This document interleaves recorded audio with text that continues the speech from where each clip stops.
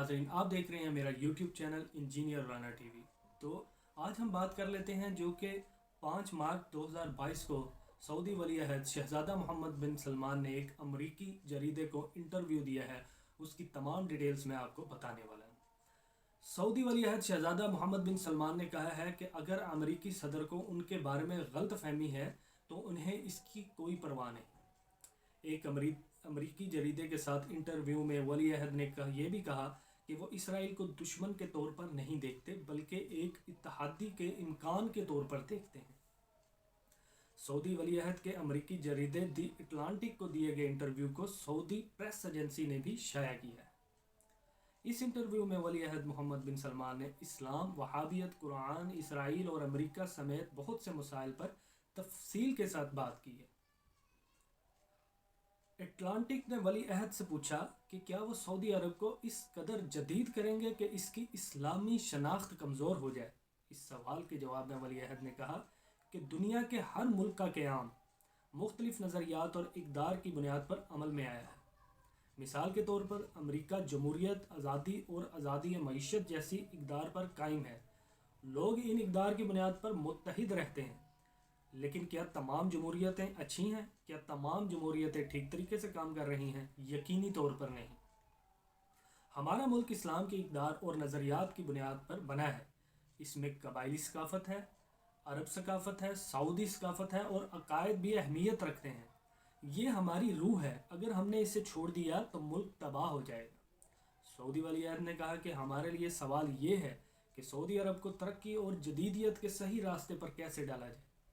اس طرح کے سوالات امریکہ کے لیے ہیں کہ جمہوریت، آزاد منڈیوں اور آزادی کو صحیح راستے پر کیسے رکھا جائے۔ یہ سوال اہم ہے کہ کیونکہ وہ غلط راستے پر جا سکتے ہیں۔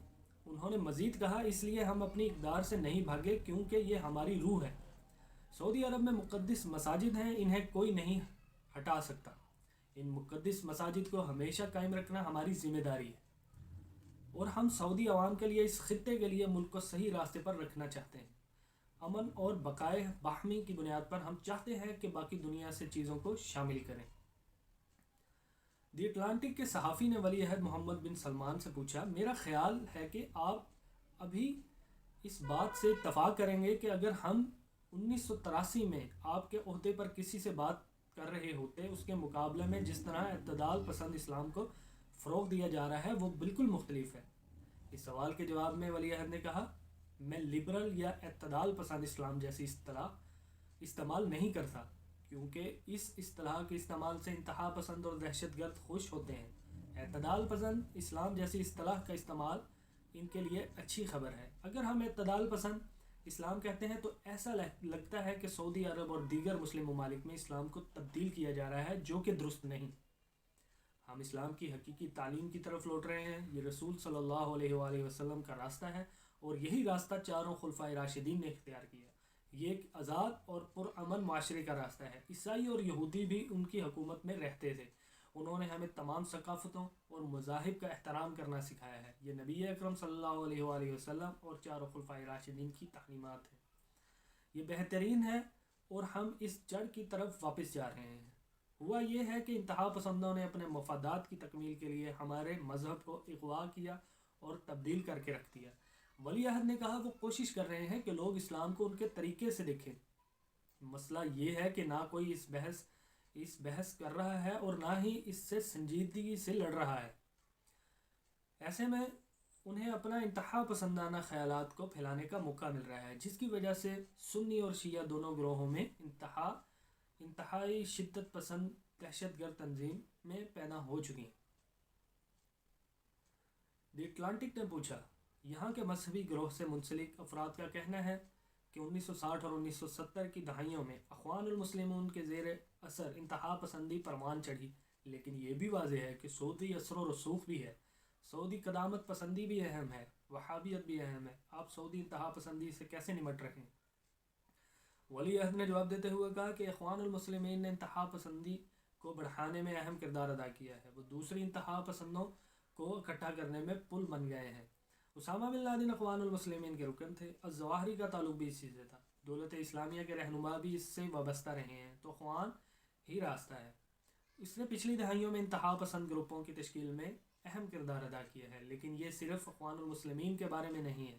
بہت سے چیزیں ہیں جنہوں نے انتہا پسندی کی حوصلہ افزائی کی ہے۔ ایسا صرف مسلم دنیا کے ساتھ نہیں ہوا، امریکہ کے ساتھ بھی ہوا ہے۔ مثال کے طور پر عراق پر حملے نے انتہا پسندوں کے لیے اپنا نقطہ نظر بیان کرنا آسان بنا دیا۔ یہ درست ہے کہ کچھ انتہا پسند سعودی میں بھی ہیں۔